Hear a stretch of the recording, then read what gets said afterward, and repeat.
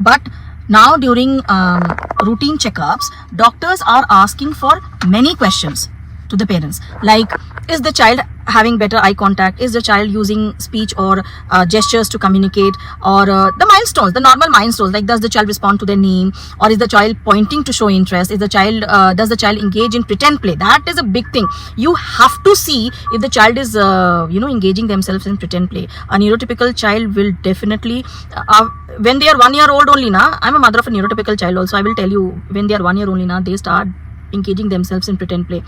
And they will, it is not uncommon, they will also have, when they see videos or when they see some cartoon characters, they will make them as their friends and they will play with them.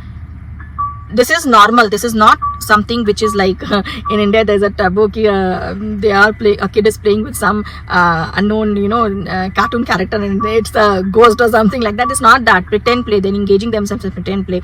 Or the girls, they have a kitchenette and they will start playing in the kitchen, making cooking and all that stuff, or they are playing with doll houses and they are cleaning the doll. They're doing the day-to-day. This is pretend play. This is very, very, very necessary to see that if your child is a neurotypical child or not. Pretend play.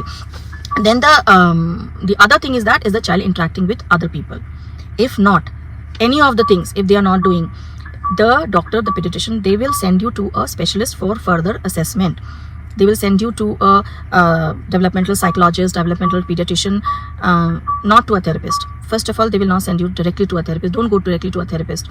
Go to a neurologist, go to a developmental psychologist, go to a developmental pediatricians. In India, in many urban cities also, these are not available. These pediatricians and psychologists, they are not readily available. But find out, and if then in some other city they are available, go there. We went to a different city for my daughter and we got her assessed. So it was all clear, she was not in the autism spectrum, but she has developmental delay.